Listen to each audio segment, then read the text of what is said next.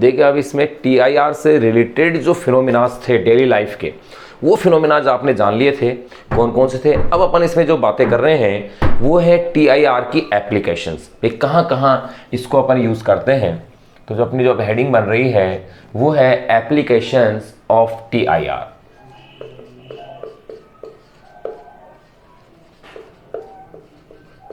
Applications of total internal reflection, यानी कि इसको कहाँ कहाँ अपन अप्लाई करते हैं, यूज़ करते हैं। तो देखिए यहाँ अपन दो एप्लीकेशंस की बातें करेंगे। एक तो अपन बात करेंगे पोरोप्रिज्म की और एक बात करेंगे ऑप्टिकल फाइबर की। तो यहाँ पर सबसे पहले अपन देख लेते हैं नंबर 1, पहली एप्लीकेशन अपन ले रहे हैं पोरोप्रिज्म, या इसे ही अपन कहते हैं totally reflecting prism. Totally reflecting prism, या इसे ही आप कह रहे हैं पोरोप्रिज्म।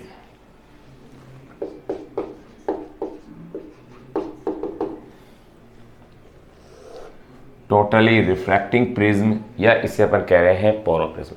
ये होता क्या है, यूँ कह सकते हैं आइसोसेलेस प्रिज्म होता है, जो कि एक राइट एंगल होता है एक एंगल, बाकी के जो दो एंगल हैं वो 45 डिग्री के होते हैं, यानी कि इसकी जो दो साइड्स हैं वो सेम होती हैं। और इसका जो रिफ्रैक्टिंग इंडेक्स होता है, जो रिफ्रैक्टिंग इंडेक्स है वो होता है 1.5। रिफ्लेक्टिंग इंडेक्स है इसका 1.5। तो थोड़ा सा अपन इसका इंट्रोडक्शन लिख लें कि टोटली रिफ्लेक्टिंग प्रिज्म, यानी कि जिससे अपन पोरोप्रिज्म कह रहे हैं वो है क्या। तो आप कह सकते हैं a right angles,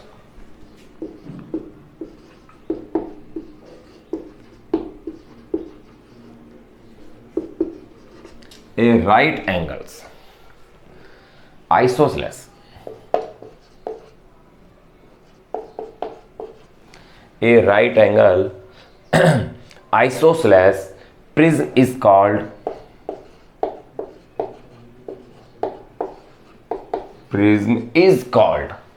totally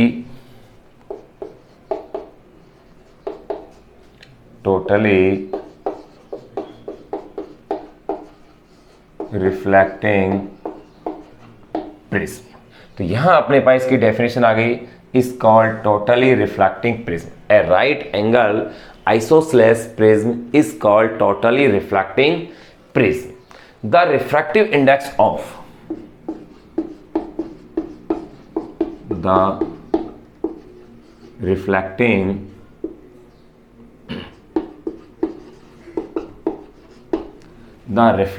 index of glass, the reflecting index of glass is 1.5। अब देखो अगर रिफ्लेक्टिंग इंडेक्स ऑफ ग्लास अगर 1.5 है, यानी कि ग्लास का बना हुआ प्रिज्म है, इसका रिफ्लेक्टिव इंडेक्स है 1.5, इसका मीन्स इसके लिए जो क्रिटिकल एंगल होगा वो अप्रॉक्स 41.8 डिग्री है, यूँ कह सकते हैं अप्रॉक्स 42 डिग्री इसका क्रिटिकल एंगल होगा। तो देखिए आपने क्या नोट किया, the reflecting index of glass is 1.5। Therefore 1.5, therefore the critical angle is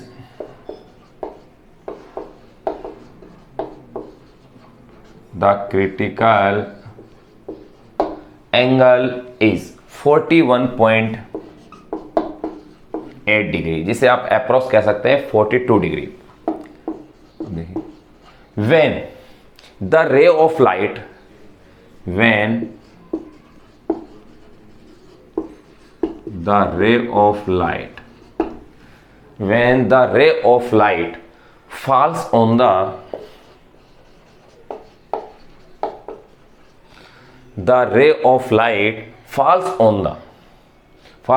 face of a,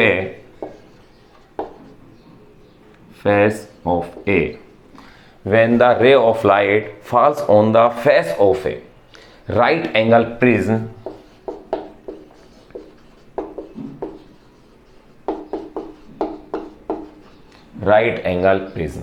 at angle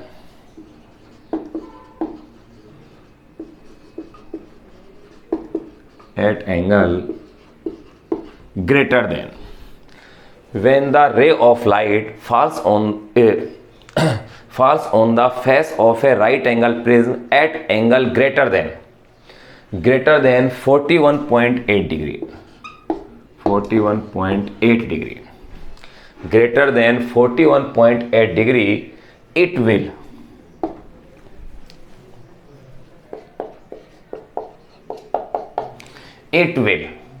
will suffer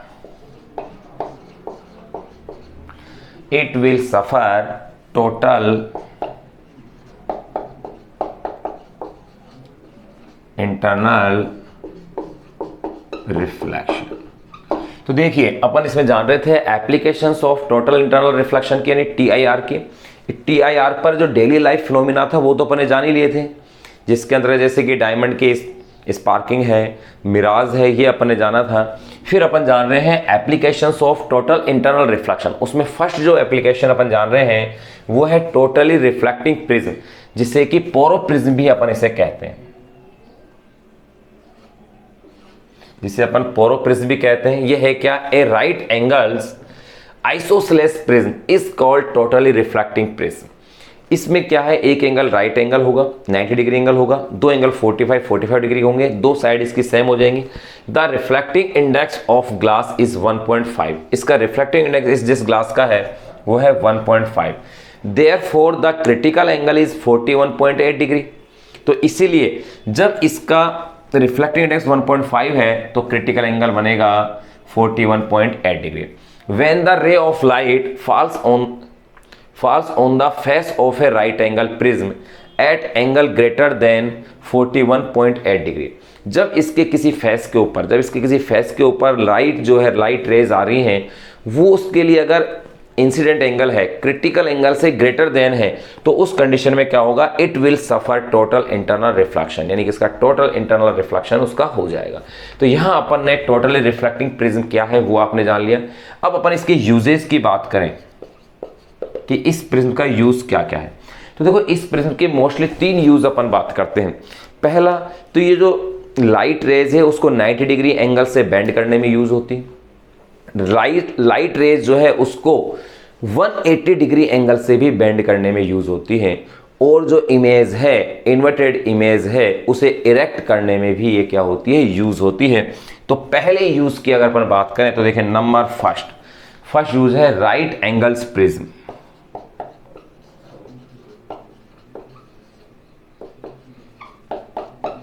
right angles prism used to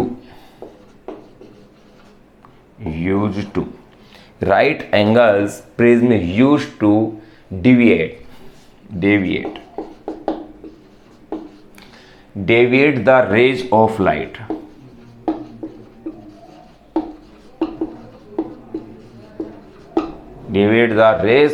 light through 90 degree through 90 degree. अब देखो 90 degree angle से कैसे उसको change करती है, ये उसको bend कर देती है लाइट रेज को, वो अपन इसके अंदर देखेंगे कि 90 डिग्री एंगल से किस तरह से उसके अंदर चेंज ये कर रही है। तो देखिए, अगर अपन प्रिज्म की बात करें तो देखो, राइट एंगल प्रिज्म ये है, ये पोरोप्रिज्म है, जिसका ये एंगल तो है 90 डिग्री का, ये एंगल है 45 डिग्री और ये एंगल भी है इसका 45 डिग्री। दो साइड इसके सेम होंगे। अगर कोई ऑब्जेक्ट आपने यहां रखा हुआ है,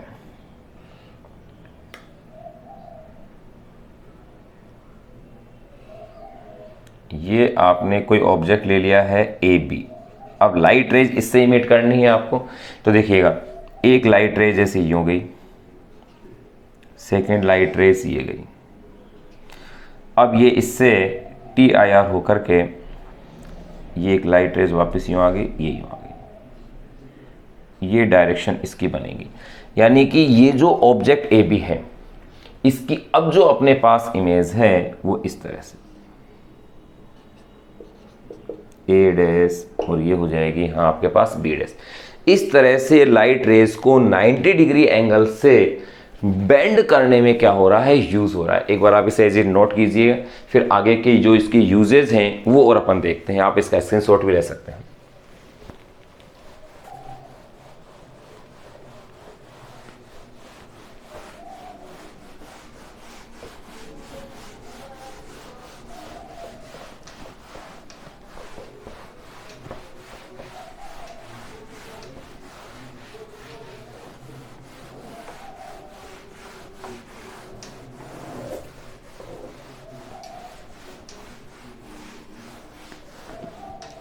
देखो 90 डिग्री एंगल से कैसे उसको लाइट रेस को इसने बेंड किया वो अपने देख लिया है।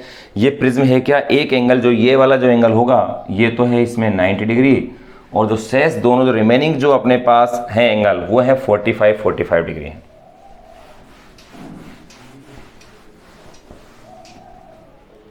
अब देखिए number second use, second use जो इसका अपन जानेंगे वो है right angles prism. Right angles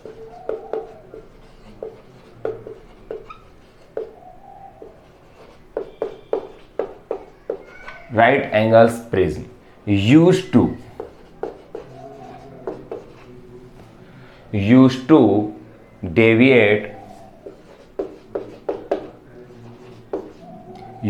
deviate the rays of light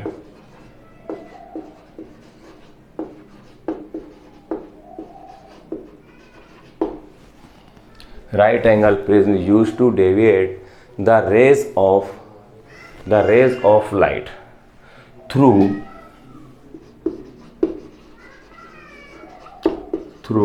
180 degree. ध्यान रखिएगा 180 डिग्री एंगल से उसको बेंड करने में भी ये क्या हो रही है, यूज हो रही है। अब 180 एंगल से कैसे अपन इसे देखो, ये आपके पास पोरोप्रिज्म है।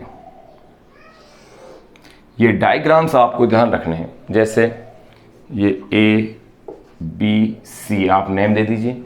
अब देखिए ये जो एंगल है इसका ये तो है 90 डिग्री, ये एंगल है इसका 45 डिग्री, और ये जो एंगल है ये भी है इसका 45 डिग्री। अगर अपने पास कोई ऑब्जेक्ट यहां अपन ने प्लेस किया हुआ है,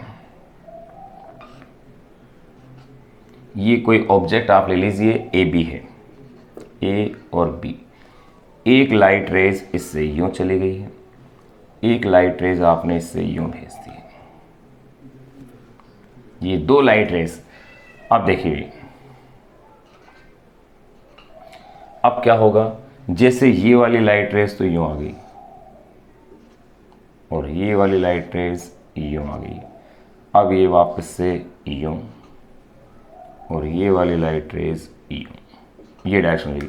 यानी इसकी जो इमेज है यहां आपके पास बन जाएगी यूं इस तरह से, ए डैश और ये हो जाएगा अपने पास बी डैश। तो यहां अपन ये कह सकते हैं कि इसने 180 डिग्री एंगल से उसे क्या कर दिया है, लाइट को बेंड कर दिया है। यहां ये आपने देख लिया है इसको। अब इसके बाद नंबर थर्ड यूज, एक यूज और अपन देख लेते हैं, फिर ये अपना पोरोप्रिज्म या अपन कह सकते हैं राइट एंगल प्रिज्म जो है वो अपना कंप्लीट हो जाएगा। तो देखिए इसके लिए आप क्या है, number third right angles prism used to right angle prism used to invert the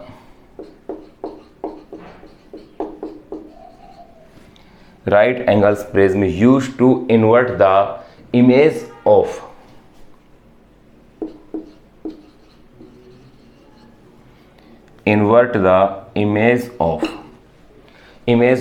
an object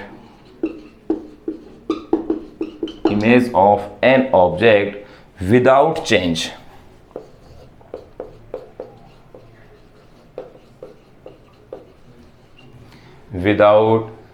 changing its size.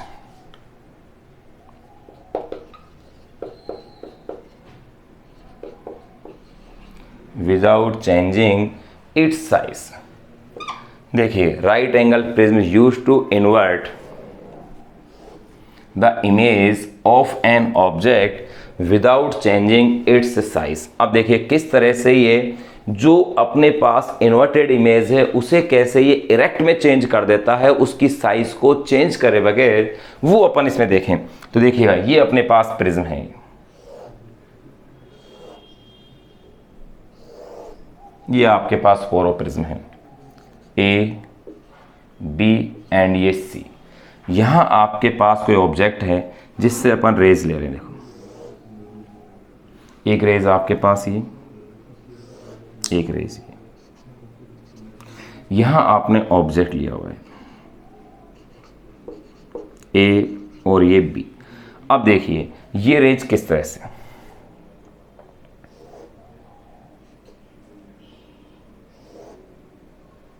ये भी इस तरह। ये इसमें अब यहाँ पर जो इमेज बनेगी, देखिए ये जो अपने पास इमेज बन रही है ये है ए डैश बी डैश, यानी कि उसको जो इन्वर्टेड इमेज थी उस इमेज को इन्होंने क्या कर दिया है, चेंज कर दिया है, इरेक्ट कर दिया है। ये एंगल तो है इसका 90 डिग्री, ये एंगल है इसका 45 डिग्री और ये एंगल भी है इसका 45 डिग्री।